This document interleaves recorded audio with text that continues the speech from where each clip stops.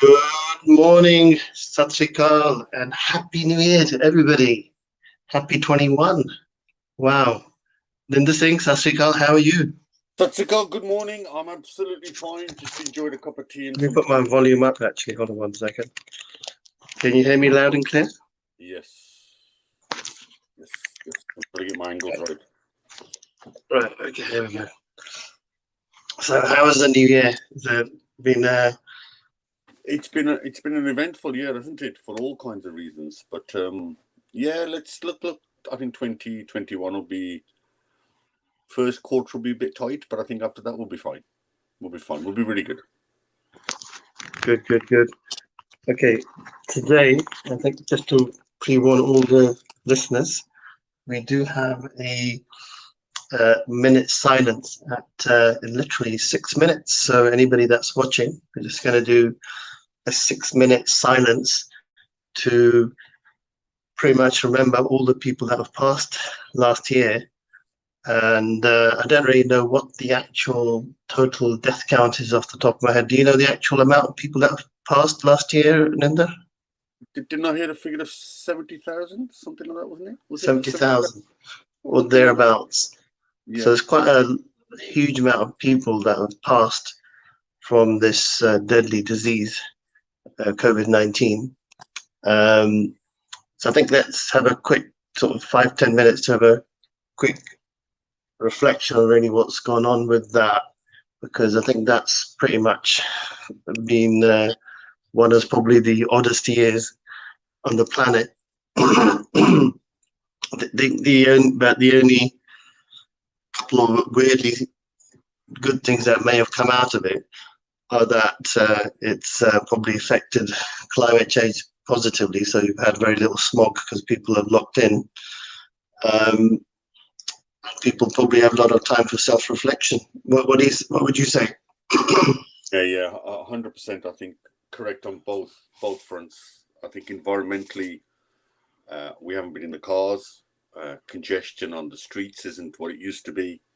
There's no early morning gridlock. Certainly, we've spent more time at home and had work. So somebody said, if you're working from home, be lucky, because it means you've got work and you've got a home. So everything else is a bonus, which I thought was a fantastic remark. But yeah, climate-wise, yeah, well, we've not gone onto an aeroplane. I haven't flown for a year. Last year, this time I was in Delhi. I was in India, so I've not travelled anywhere, either domestically or nationally. So you're absolutely right. And I think we'll take human behaviour differently now. So meeting people in person will not be taken as granted as we used to before. Yeah, a whole different sets of emotions have kicked in over the last 9 months. Okay, so literally we're coming up to 6 minutes past. I'll keep an eye on the watch. As soon as we get to about, I'd say about 9 minutes, I think at 10 past, we need to do the silence, just in memory of all that have passed this year.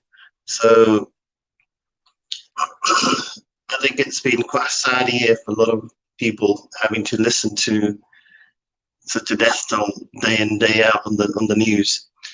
What's going to be bright and let's say a bit more positive this year for people, because today's topic actually is what are the top 10 secrets for business success this year. As we've got you on, I think you've been out there literally talking to some of the most highest profile business influence internationally and in the UK. So I think we're going to be definitely looking to pick your brains for those 10 secrets, so you can hit the ground running and flying this year as well. So I know we're going to start with a slightly somber note this morning, but we are going to be looking to give you those tips which are going to be probably above the ordinary, because we are on the Alternative Property Business Solutions community. So tell me, which are the things which you think are going to be things which are going to be exciting and fun this year, and probably take us away from all the gloom and doom of last year? I think once we got past the first quarter, and I think the vaccine. And by the way, I think the news 48 hours ago or 72 hours ago about AstraZeneca and the Oxford vaccine was fantastic news, because that means they can roll the vaccine out quicker because it's easier to distribute. If we're going to defeat COVID, we need to have immunity internationally, not just nationally, so internationally. So the AstraZeneca vaccine can now be distributed globally because it's cheaper. They're not making any profit from it, so I think that will help. I think consumer behavior will start to improve and increase once the vaccine starts to roll out aggressively. Once the R number comes down, the number of deaths comes down. I think once all these things start to happen, I think we'll see. There will be a lag. Listen, there's going to be a lag of 3 to 6 months while we get all these things in place. But the next quarter is going to be hard, because traditionally the winter is when most people get the flu. The winter is when most hospitals are run ragged anyway. And it was it's highly forecasted and anticipated that we would hit this problem in the winter. So it's nothing that we didn't anticipate. But I think next year is really a year to look forward to, barring the first quarter, which I think is still going to be tough. Well, we seem to be coming up to the 9 minutes now. So as soon as we get into the 10th minute, we can literally, I'll just do my prayer sign like that. And then I think we can start literally giving the 1 minute silence.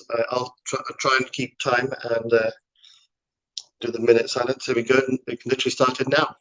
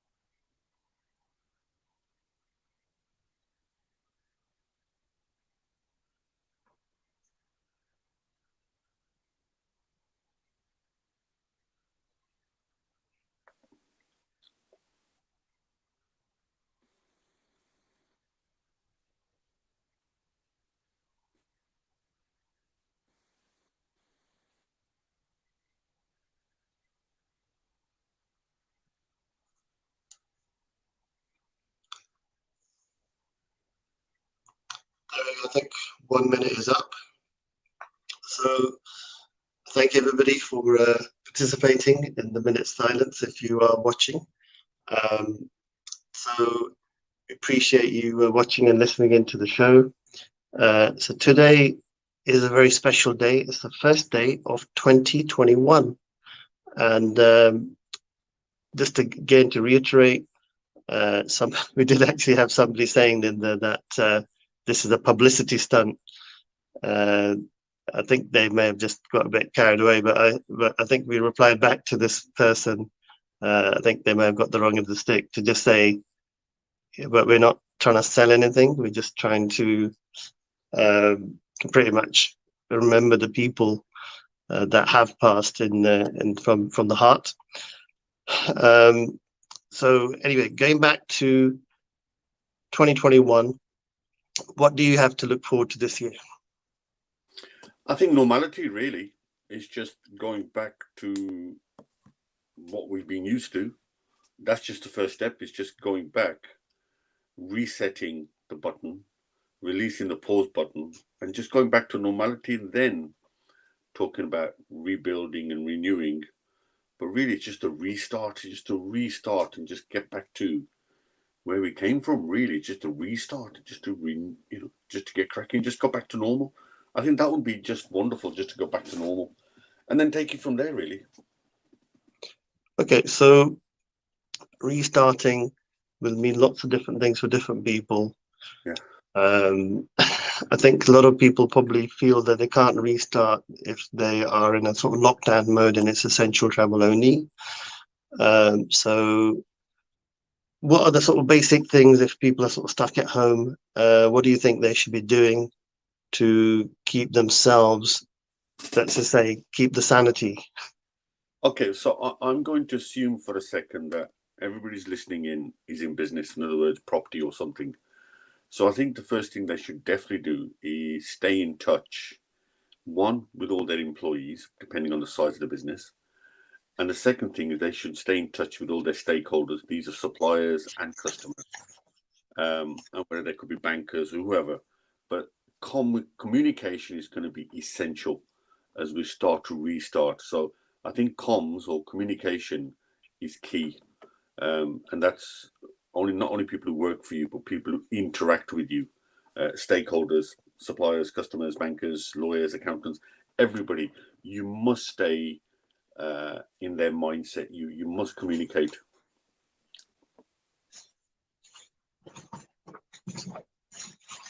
And Lakhi, you seem to have disappeared. What I'm going to do is I'm going to take a note of all the key things so that we don't forget them. And I'm going to give a quick summary at the end. The key 10 top tips. So one is keep communication with employees. And I think what's the other point you made also? Stakeholders, other people who've got a stake in your business. So these could be your suppliers, these could be your customers. Everybody you do work with, could be your bank manager, could be anybody who works with you. You should stay in touch with your stakeholders. And there's two ways of doing that, because you said, how can you stop going crazy? Well, firstly, by touching base with them, they know you're okay and you can test that they're okay. Secondly, it's always good to talk. Thirdly, I think it keeps your brand alive, your personal brand or your organizational brand. It keeps you alive so people know you're still operating. I remember, because we haven't been in the office much, we've been working from home, as of all the team. One of our suppliers rang me and said, "I've been trying to ring you at the office." And I said, "Well, at the office," they said, "Okay, we just thought," now here we go, "we just thought, like other event production companies, you had knocked it on the head." Now, they thought, because they hadn't got hold of us, that actually we'd gone. I said, no, we're just working from home. I'm available on email and everything. But that just shows, there was one stakeholder of ours who we hadn't communicated with, and they weren't sure we were still around. So, the first thing to do is, are you marketing your brand by staying in communication with all your stakeholders? That really is essential. Assuming you're in business, that is essential. I think what we could do today is, because we've got a lot to cover, and I think we're also going to keep it fairly lighthearted in the first year. A lot of people probably been quite merry last night, and they're probably still trying to keep up with just recovering from a late night, I would say. Even myself, I was up till about 2-3 o'clock. Okay, so first one is communication and stakeholders. I'm just thinking from a property point of view, one of the top secrets in terms of success in property, I think, is really being clear about your personal brand and your business branding. So I think if you've got time now, so that's, we've got point one. Point two is maybe focusing in on your personal brand and actually just making sure that it is clear for this year, because it may be a bit cobwebby, because if you were focused in on a market where things have changed now, you've got so many changes that have occurred, you may want to reposition yourself as a brand, maybe change your name, maybe look at the logo, maybe look at an angle in the market that wasn't there before, and you can probably rename it to try and position yourself for that audience. What say you, Ninder Singh? Okay, so we're now sort of entering the areas of sort of marketing, of which brand is one element. So I think this is a good time. It's always a good time in the new year to look at your business model and ask yourself, is it robust? Is it resilient for the next 12 months? Because now we know certain bit of certainty. We know the vaccine's coming in. We know Brexit's happened. So there's a lot more certainty now than there was, say, 9 months ago, where you didn't know what to plan for. So I think this is a great chance, great time, and we're doing it certainly, is to look at where your brand sits in the marketplace, what you need to do to enhance that brand. And now that may mean looking at both the corporate brand and the personal brand, making sure it's consistent, checking how your brand compares with other competitors in the marketplace, and then look at the whole process and systems of your place and ask yourself, can we do anything to improve that as we go into 2021? So I think it's almost, you need to do an audit of yourself, if that makes sense. Now, I know I heard you say a few days ago, you talked about a SWOT and a pestle, and that is part of your audit, So, do an audit on yourself and on your business. Look at its strengths, its weaknesses, where are the opportunities? Because 2021 is now going to be a year of opportunity. And some of the suppliers that you used to deal with may no longer be there. Some of the customers used to deal with may no longer be there. And who are you replacing them with? And how resilient is your business model? Are you dependent on a few key customers or a key few suppliers? Because what COVID has shown is you can't take that for granted. So I think do an audit. And within the audit, look at all those things, and brand is one of them. How relevant is your brand? What do people think of your brand? Maybe now's the time to ask people, and how could your brand be improved? So I think these are sort of some of the marketing issues. And again, look, new areas for development. It could be geographical. So if you're based in London, are there other areas? It could be segmental in terms of customer type. So it could be, well, this product could be selling to another type of customer. It could be, actually, you've got a great set of customers. What else can you give them as added value? So example, in our instance, our events production business had come to a shuddering halt, but we offered our customers a magazine, the Business Influencer magazine. So we came up with another product. I've got it here. We came up with another product that we thought we could help our clients with. So look at your current client base and say, is there anything else we can offer them that we think they need in these really, really testing, challenging times? So yeah, do the whole audit, including brand. Okay, just to reiterate the point there for the audience, a very good point, actually. So I keep on summarizing them so people that may be joining us intermittently can actually find out where we're at. So number one, you've got to keep the communication with your stakeholders. Number two, point that I've mentioned, we may actually get 20 or 30 secrets today, not just 10. So we may need to change the title of the topic after this interview. The second one is literally your personal branding.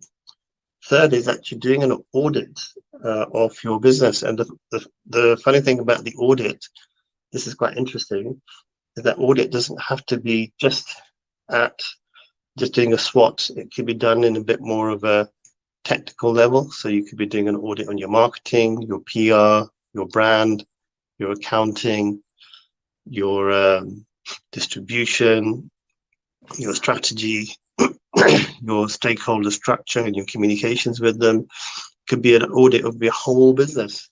So that in itself is actually a nugget, because if you've understood your structure, where you are with everything, then you can reevaluate as part of your SWOT process. So as part of the audit, I'm going to write a SWOT as well. So that would probably be quite a high level one, I would think. You can actually go in and do a SWOT individually for each part of component part of your business, can't you? I mean, you spoke about logo and brand. Great question to ask is, how good is your website today? Is it relevant for today's market? Is it relevant for next year? And could you do things to your website to accelerate customer acquisition? And website's a great place to start as well. How good is your social media? How many followers do you have? Have you set a target for next year? How many followers you want? What do those followers look like? Which is your best platform? Which platform gives you the most interaction? Which platforms don't? These are all the kind of things. What are your competitors? Which platforms are they operating on? And have you asked your customers which platform they prefer? And what sort of engagement do they need? And what else sort of strategies do you need to put in place that will increase that kind of engagement? So there's lots to do. That's just on a marketing audit. Well, I think we've got quite a comprehensive list. I think people have got a couple of days off now. There's a bank holiday today, so and it's a Friday, so they've got, let's say, the next 2-3 days to try and reevaluate and start thinking more about what they're doing. Let me add another nugget then, because I think the idea is to try and come up with things. I think we could actually list all of them and then pick the top 10. We may come up with a lot more than 10 things. Right. Another thing that I came up with, obviously, with your magazine, it's called a business influencer. Are you, as a business yourself, do you have like a business mentor, or do you work with 2-3 quite senior people who you turn to for particular bits of your business, or do you think it's just a natural process of actually just being in business and experience and knowing what to do? Which way around is it? I think one of the mistakes I've made is I've never had a mentor, and I think that's a mistake. I think you should have one. I think you should surround yourself with people that can make you better at what you do. So that's a mistake I've had. Maybe that's something I want to set up for next year.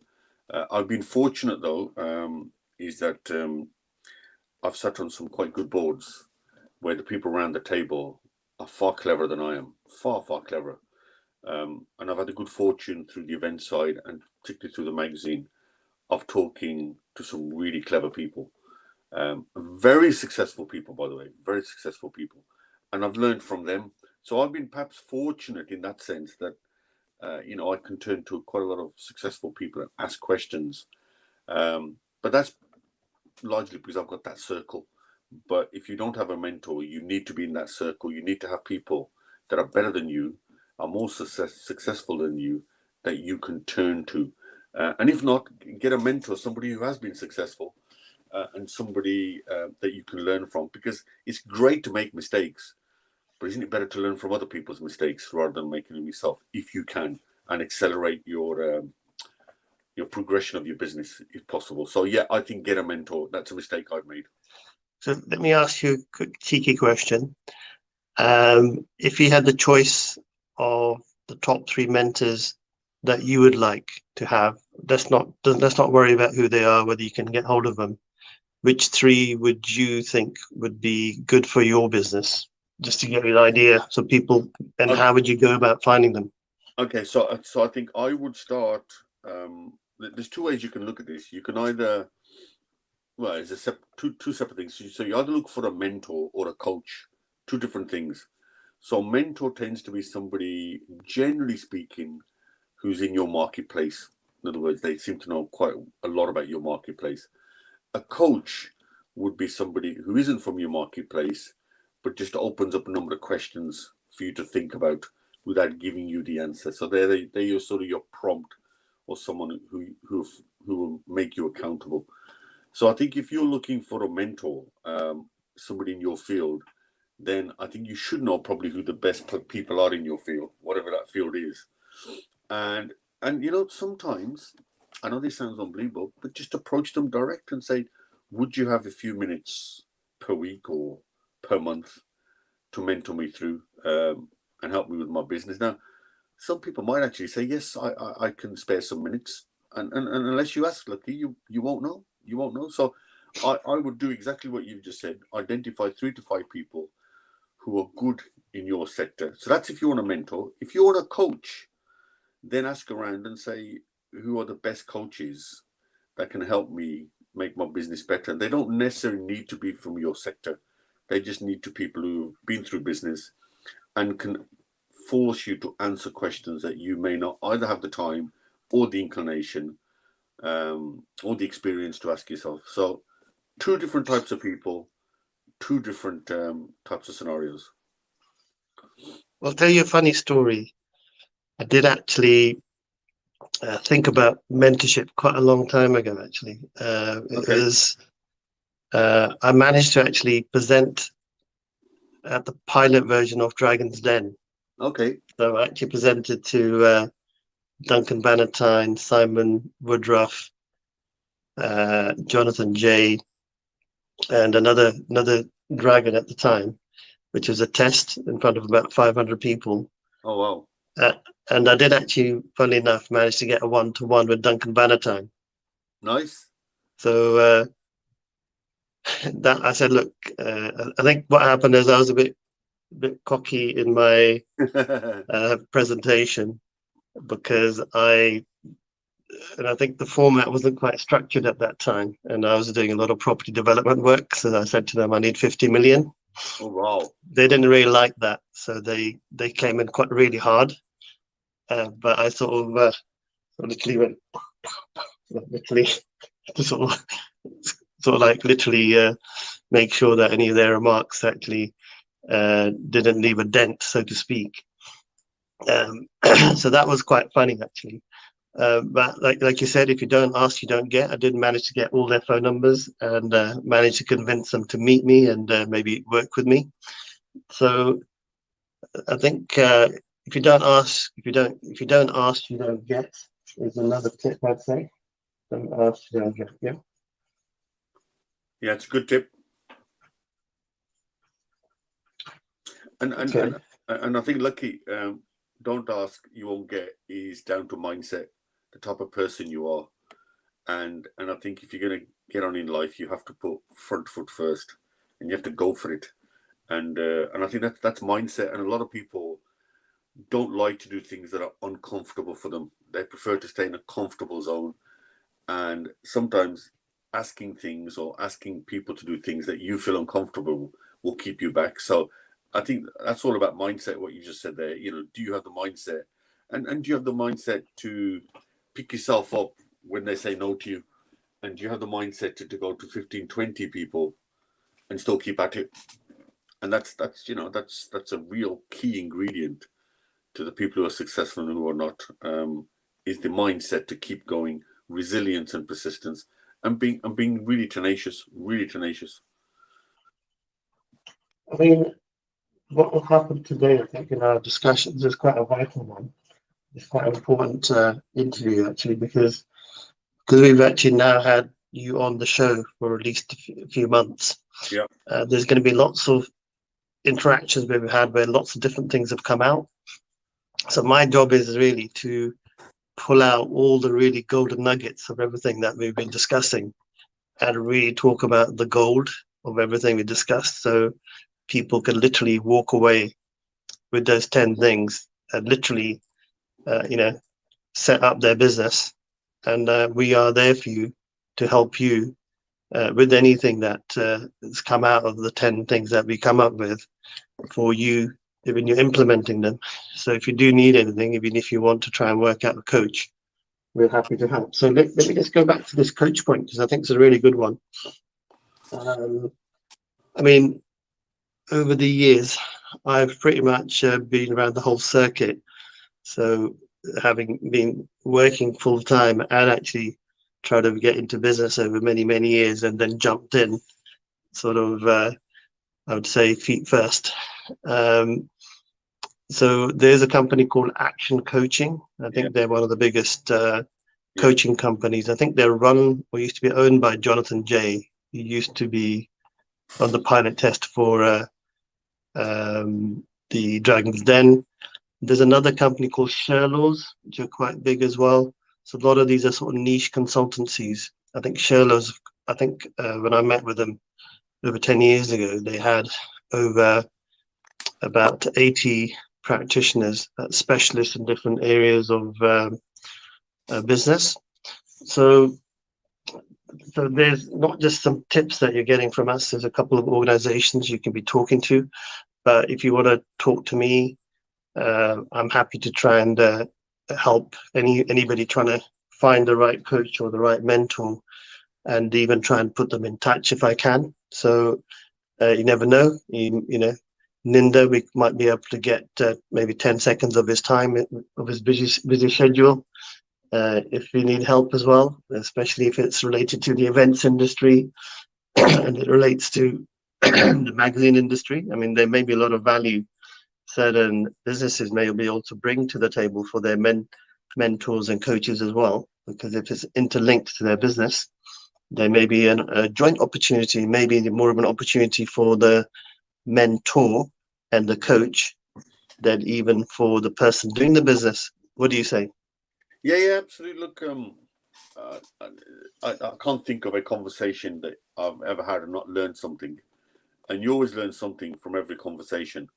I mean, I'm learning already just by talking to you, Lakhi Singh, this morning. So, yeah, you just don't know where the next opportunity. And of course, the more active you are, the more opportunities that will come up, without a shadow of a doubt. And that, of course, takes us to the ability to network. And how good are you at networking, both in your sector and outside of your sector? And networking, you referred earlier to the word brand, personal brand. Networking will affect your personal brand. Okay, so we've got another golden nugget. I've got about 50 points already. We've only just begun. It's only half an hour into the conversation.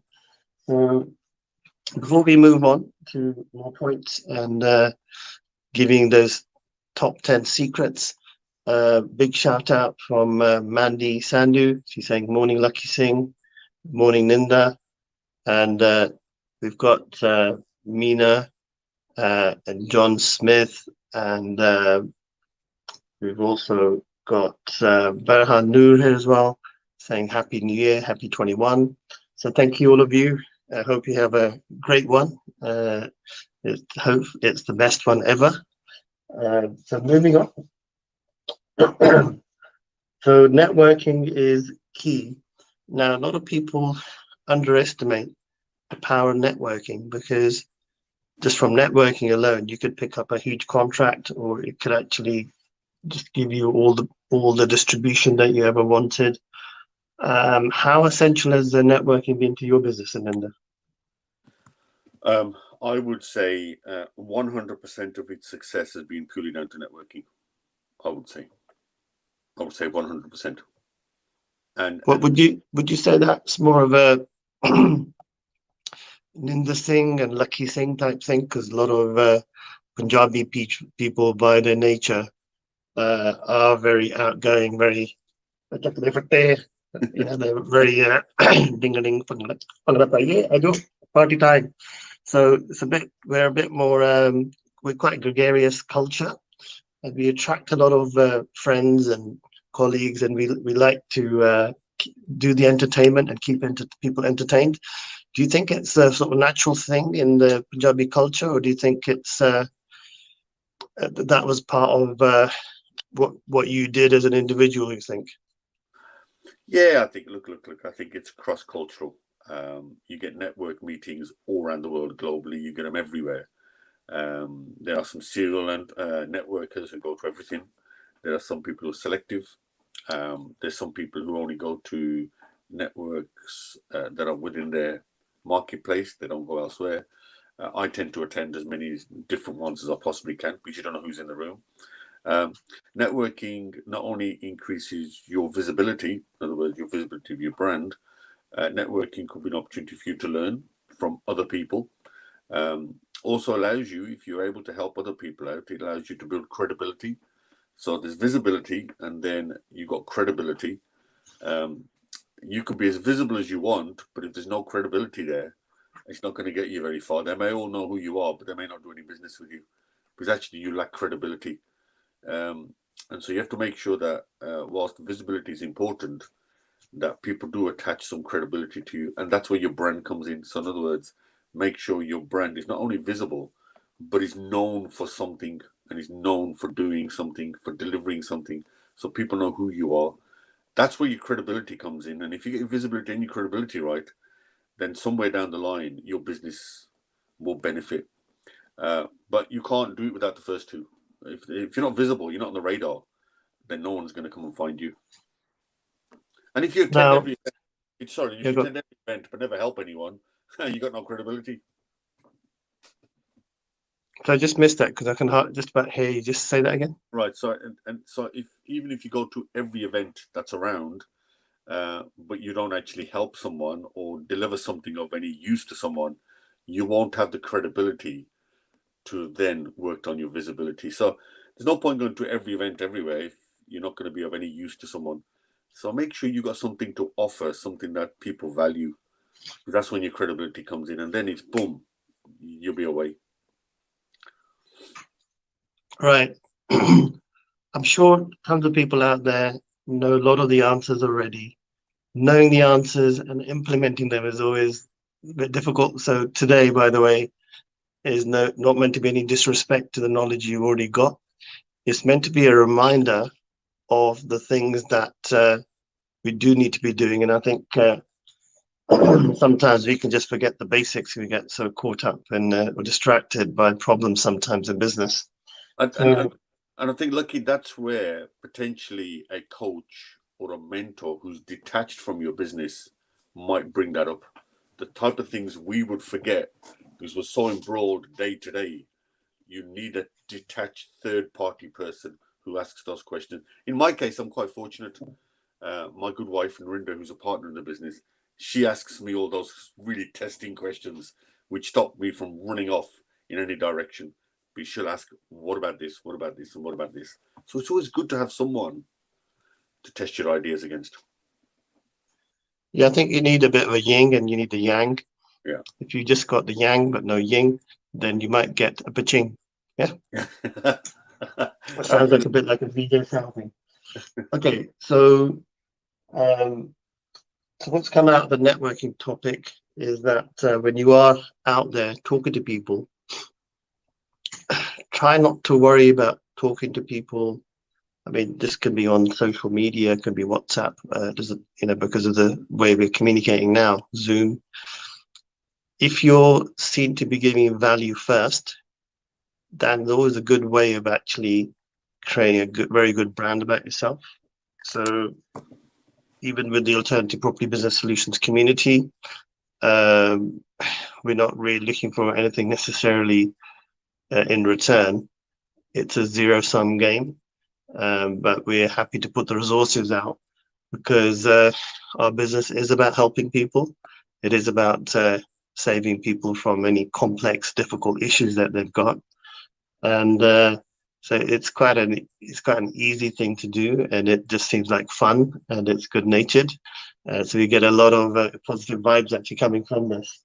So, we've got 10 points already, I think. So we're done. I think we can go home now. But I think, Lakhi, a lot of people don't realize the art of networking. So normally I can spot someone who's there just to make a sale rather than build a relationship. And I think people need to understand there is an art to networking, which is to build a relationship first before you try and sell. And too many people just try and sell outright from the moment they meet you. And they don't realize that actually you've just lost a potential sale because they won't trust you because you might be visible at that moment in time, but you've got no credibility. And that's when you're stuck. So I think people are going to take it much slower, build their visibility, build their credibility, build relationships, and that's when your networking will come to it. It's a long game. It's not a short game. And if you think going to 2 or 3 network meetings will be sufficient, and then you're wrong. It takes years to cultivate relationships. Okay, I've got another nugget that we tend to use as a company. It's called a CRM system. Yep. Now, a lot of people who may not know what that is, that's a customer relationship management system. Now, if you're a one-man band, you may not need it because if you're in a particular industry, but I would actually say that regardless of whatever industry you're in, having a CRM system, whether you got 10 clients or whether you got, in fact, the more clients you have, the more reason to be in a position to actually be, having a CRM system. What's your thoughts? How do you manage to? I mean, you may have a network, but if you're not very good at. I'm really good at remembering names and numbers, but we still have a CRM system. So because we've got so many people in the company, for me to try and keep track of, how many property sales we've got, how many high net individuals we're dealing with, how many startup people we're dealing with, how many people are working with us in, who are working as an associate in the company, it's nigh on impossible. So how do you manage to keep up with your contacts? Because obviously you got some very, very senior, you've got a black book there full of very senior contacts. How do you manage that so that there's effective communication with them? Yeah, I think it gets difficult the bigger your organization becomes. I think it becomes difficult the more number of contacts you have. And I think you have to accept that you can't stay in touch with everyone all the time. And so what you decide is who are the best people to email, who are the best people to ring, who are the best people to communicate through social media, and what's the best vehicle for these people. Because certain people, so I know, for an example, I could email people, I could send them social, they'll only respond to a phone call. And some people prefer emails, and some people absolutely hate phone calls and prefer to reply to you when it suits them by email. And it's just knowing the behavior of each of your clients. And of course, some people, most of entrepreneurs I know, will only take my call after 6 o'clock, because I know during the day they're really, really busy. So I don't even attempt to ring them during the day because I know they won't take a call. So it's understanding the behavior of the people that you work with and what's the best way to communicate with them. People communicate in different ways. So yeah, it's difficult. It's knowing who, where, and how to communicate with the people at the right time. So it's a much more of a tailored approach rather than a single consistent approach. I mean, in all honesty, what I tend to do is I'm very intuitive how I communicate with people. I use my own sort of, let's just say, I'm sort of like a satellite system. If I somehow I know who to ring when, about what, Yeah. and what sort of response I'll get. Yeah. So at the same time, I'm a bit of a hoarder as well, actually, when it comes to business and business cards. Because if I look at a card, I'd actually usually write 2 or 3 things on the card of who somebody is. And I usually remember business cards even about 5 or 6 years later. Wow. If I look at them. And I've got about 10,000 business cards, which I'm probably hoarding at the moment. I'm probably the worst culprit when it comes to CRM systems. But when it comes to networking, somebody just says to me, "Oh yeah, can you get me this person?" And normally within one phone call, I can pick up the phone and get somebody to do something that they wouldn't normally do. So, for example, in January, literally 12th of January, I think it was around middle of January, same time last year, somebody was organising a conference in the Hilton in Stratford, Westfields, and they said, "Oh, we need a guest speaker." And I just rang up a person who's actually worth about a couple of billion, but very knowledgeable about business, and I managed to get them to come and convince them to come and speak at the event as a favour. So I think I think that's my natural ability there. I don't have to try too hard because I actually like getting to know people, talking to them on the level. So it makes it quite easy. So do you actually use a CRM system that's effective, or is it pretty much as you go on, you sort of just know people intuitively, a bit like myself?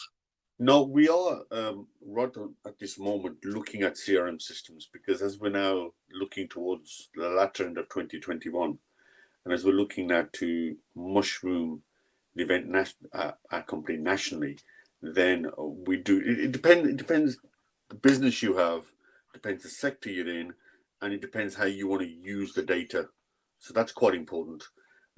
So we took a couple of quotes just towards November, and we're just waiting to see how the economy pans out people's appetite, and then we'll be buying a CRM system because we're looking to branch out quite aggressively during the UK.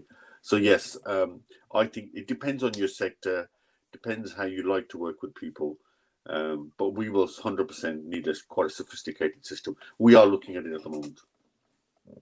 Okay, great. So I've got the CRM systems covered. I want to try and get really into your head, Ninder Singh, and think, okay, at a business level, what would you say are your personal top 2 or 3 secrets you could sort of say, if you really just thought about, okay, one thing that comes to mind like that, the paching moment. What is it that it's nothing mind-blowing. It's called hard work. Okay, that's a good one. I think I forgot about that one. Yeah. If you're not going to put the hours in, I can guarantee, unless you're really lucky, unless you're going to put the hours in, it's not going to happen. It's just not going to happen. And I think you'll find, I mean, I've been reading a couple of really interesting books over the Christmas period. One is a book on the success of Amazon. And the other one was the success of Walmart. And both entrepreneurs, that's Bezos and Sam Walton, worked extremely hard. So I think hard work is definitely a number one. If you haven't got the hard work, it's not going to happen. It's just not going to happen. Well, on that note, been working with to win a PR contract actually with one of a very close associate, and the person that she's working with, she won't believe this, they wake up at 4 and do a 20-hour week, so a 20-hour day, 7 days a week, and that person is literally worth 20 billion now with zero debt.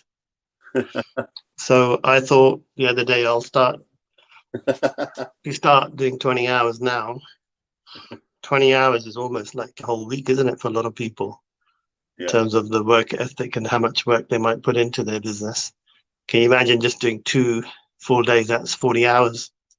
So you could literally compact all your work of what's typically done in, let's say, in 2 weeks into 1 week.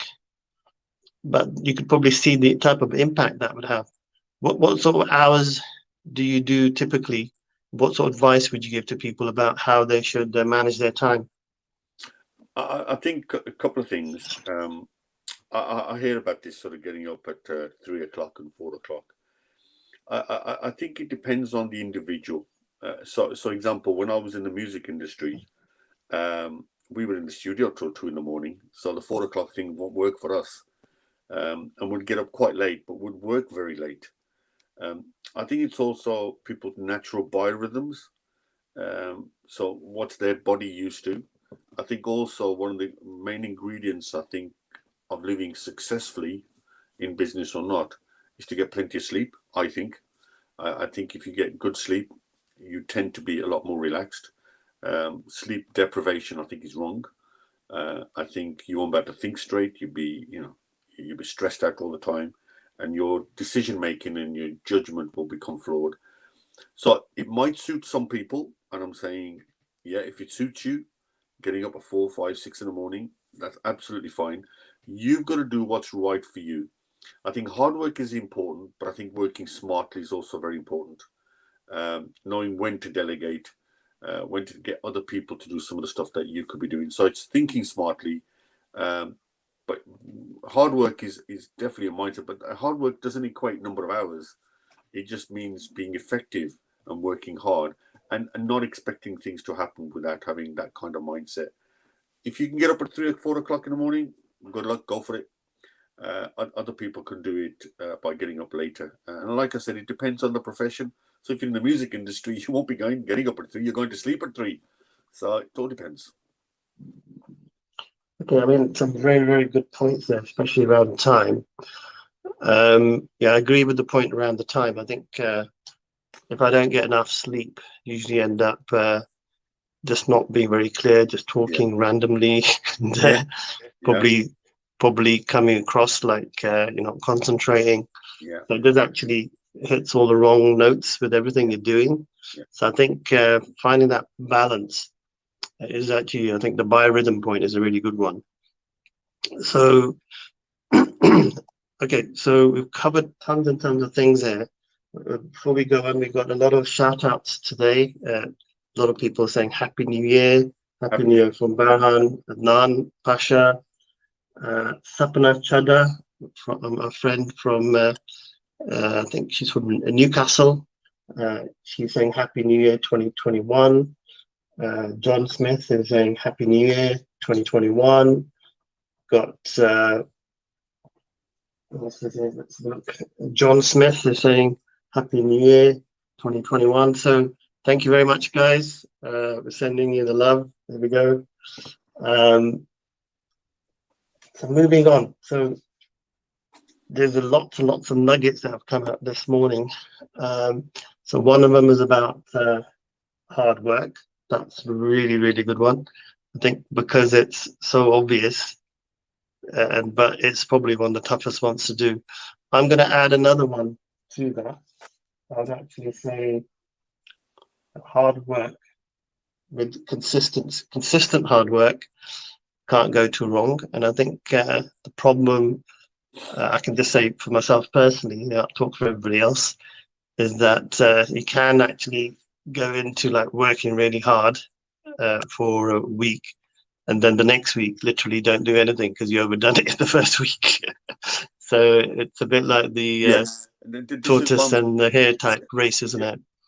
And the tortoise ends up winning because you, even though they're really slow but consistent.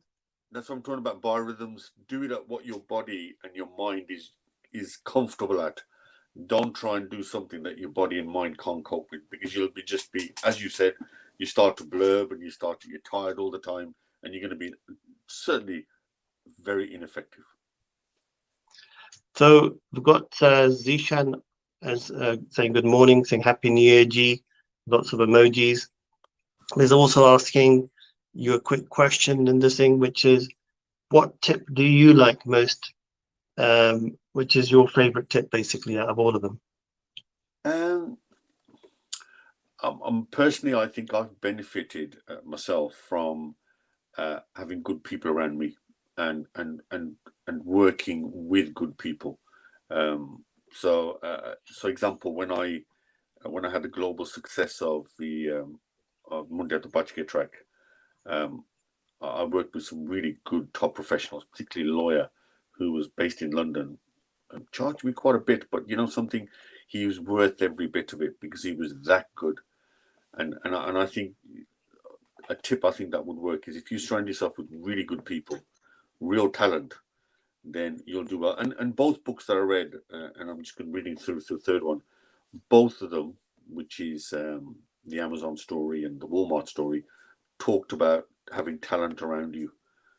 I think if you've got good people around you, then you'll perform even better.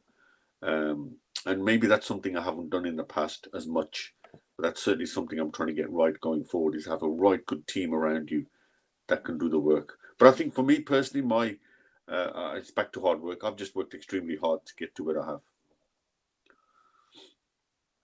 Okay. Right. So hard work, consistency, working with great people. I think those are like really massive nuggets for a lot of people out there. Going back to secrets, I think I'm trying to think of actually what's the top 2 or 3 secrets from my point of view would be that I think personally, I think hard work, I actually like that one. I think being consistent and hard work is probably one of the most important ones. But I think I've got another one, which is, I think, been critical, which is just keeping a positive frame of mind. Yeah. Consistent positive frame of mind, I think, is a good one. Yeah, mindset, positive mindset. Because what happens is business opportunities will come and go. Things will be good sometimes, they may not be bad sometimes. the question is that if you're in a bad situation or something goes wrong, if you fall into the trap of having a bit of a fear mentality, you're not going to be able to look at solutions. You're just going to get stuck in the problem, absorbed in it, and get eaten up by it. So all too often, I deal with thousands of clients in the property business. When anybody comes to see me, it's hard. I can hardly ever see a problem. I think a lot of it's just them looking at something from a perspective that may be clouded because they may not have looked at the whole picture comprehensively. So is that something you find as well? Is that with a lot of people that you deal with, that you work with them, but they all too often start looking at things very emotionally and can't handle problems which to you may seem very straightforward? Yeah, well, that's the detached perspective that you can get, because if you're detached from the problem, you're likely to see it differently to a person embroiled in it. And I think you're absolutely right. We talked about having a positive mindset, and that I think is essential, because there will be mistakes. You'll make mistakes, and it's how you recover from those mistakes which will determine your future. And if you tend to dwell on your mistakes more than solutions, then that tends to bring you down. And I think that's a common problem you find, is that people tend to dwell on negatives rather than the positives. So I think positive mindset is essential, as is probably having good habits. And you use the word consistent, and being consistently having good habits and being consistent in how people expect from you, I think helps as well. So I think in terms of positive mindset, I think it goes back to a lot of basic things which I sort of always say. If you eat well, you've got a good gut, and you do your exercise, your meditation, have your gratitude, and you're in a positive frame of mind, it's going to be quite a different day than it would be if you haven't had proper food, haven't done your exercise, haven't done your prayers. Do you find that if you're sort of having like dodgy, greasy chicken burger or something from KFC or McDonald's, and then you don't do your exercise and get too caught up in working hard but not smart, just working hard but not necessarily looking after yourself? Has that ever come off for anybody, you think, or do you know what's in your experience? Well, I certainly know that if you eat well, sleep well, you tend to function much better. And if you can get some exercise in, that would be good as well. But I think if you eat the right stuff and get the proper sleep in, I think that tends to be good. Plenty of water and stuff as well. So I think health, there is a correlation between health and wealth. So I think if you can get your health right, and of course this is a classic time to be talking about health, where we're in the middle of a pandemic, and how you look after yourself in the middle of a pandemic will determine how you live for the future. So, the whole economy has come to a shuddering halt because society has understood the value of health and said, look, we're going to have to put the economy second, because the economy will only benefit if we're all healthy. So we've got to have to get the health right first for the economy to benefit. And, this is probably the most poignant time to talk about health and wealth, being in the middle of a pandemic, albeit we've got a fantastic series of vaccines coming out. But, we started talking about COVID, and now you've brought it around health and wealth. Well, actually, time's flown. It's at 59 minutes. It only felt like we've been talking for 10 minutes because there's so much nuggets coming out here today. So, Ninder Singh, tell us a little bit.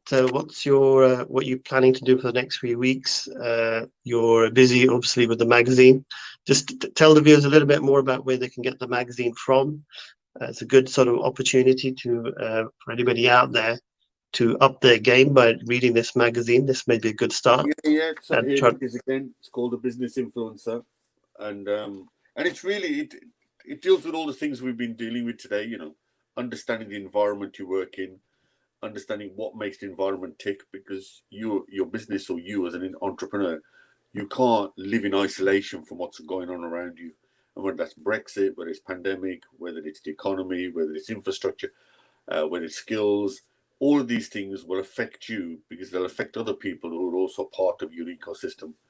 So I just say knowledge is king, and if you've got the right knowledge, it makes you then a business influencer yourself. And if you're a business influencer, the chances are your business will do well. Okay, fantastic. So what I want to do is, if you give me about 10 things that we pulled, probably about 20 things we pulled out actually that are well, I'll let you pick the top 10. You've been writing them down. You pick the top 10. Okay, I'm going to do them. I'm going to pick the top 10 now. We've got lots of comments actually, so unfortunately can't put all of them in. I think one person has said, well, we'll do an extra 5 minutes if you're still okay, Ninder Singh, to cover 5 minutes more. Okay. Don't have to fly off somewhere. No, it's fine. It's New Year's Day. Okay. Somebody's talking about a book that they've launched, and somebody's also saying that if you've got a toxic mind, then it's very difficult to operate. So it's very important that you focusing on being positive and being very healthy and actually having a very clear mind. Somebody's also saying, let's have a look. We've got so many comments here now.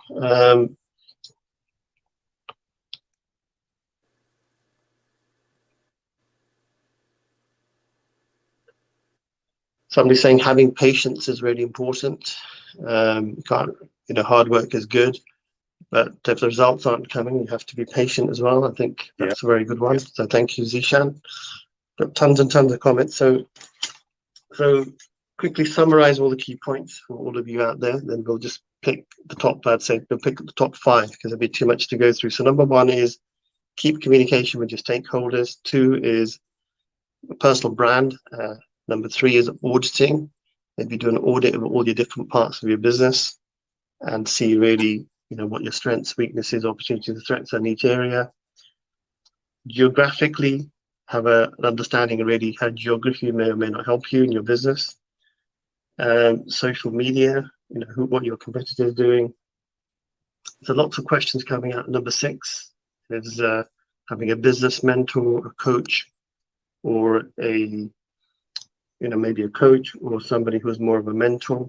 Which way around should it be for you? What's right for you? And we mentioned a couple of organizations that could help. And I think a really good one was if you don't ask, you don't get. So if you're a bit hesitant and asking, it may be a good idea to ask. But I think going back to value add, you may not want to be asking if you're just asking but not giving. So networking and actually getting people to give something rather than just having a very, very me attitude about what you want. So mindset is important. Also having a CRM system, email marketing system, hard work, consistently time and organization, working with good people, have a good power team, and being consistently positive frame of mind. And in Punjabi they say Jaldi Kala, which I've put a little article up in our group actually talking about Jaldi Kala. And I think most important of all, out of all of everything that we've come full circle, which goes back to what Ninder Singh just said, which is you need to look after yourself. So what are the top 5? I'm going to pick my top 5. Number 1, what would they be for me? It's probably going to be easier. So number 1, I think, is be organized. Number 2 is get a plan together every night about the day before, so you can organize your timing, so you're getting your tasks done on a daily, weekly, and a monthly, and a quarterly and yearly basis. So you have tasks lined up in some sort of chart that you look at every day before you finish work at 5-6 o'clock. You want to be consistent. I think lead generation and business and stakeholder management is critical. So I think that's number 4. And number 5, I would say, is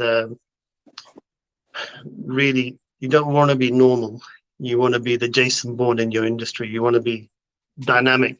So you've got to really have that really positive attitude, and it's going to really come across. I think that's my key message there, the last one.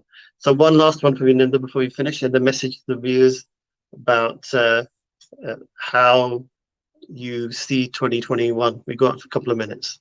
Well, I think 2021 is going to be a very interesting year. I think it'll be the first time health and wealth will go together. I'm hoping by late summer we start to see some recovery in the economy, but I think there'll be changes. The changes will be forever. Our skill set, our high street will change. Brexit will continue to be negotiated. I think the role of tech is going to be important. How we travel is going to be important. I think China will be the biggest economy in 5 years. It'll overtake the US. Whether we have a double dip or not, how we choose to work. We're all used to working from home. Are we going to go to a 4-day week? Are we going to go 3 days, 2 days at home, 2 days weekend? Listen, there's going to be lots of changes. There's been lots of change in the last 9 months, and I think those changes are here to stay. Okay, well, there we have it. Thank you very much, Ninder Singh, for coming on the show. May you have a great 2021. And I think we've managed to cover about at least 20 topics. So I think you're getting a lot of bang for your buck without even having to pay any bucks. So that's pretty cool. So hope to keep you supported and helped in any way you want in business and property on the alternative property business solutions community in 2021. So feel welcome to contact us. And just show us a quick copy of the magazine. I think everybody should actually get a copy of this magazine now. Because Ninder Singh has kindly come on our show every Friday for the last couple of months. And I think there's going to be a reason behind it. I think there's an opportunity for everybody to up their game for 2021. And our team, we're all here to help. So have a great one. Cheers.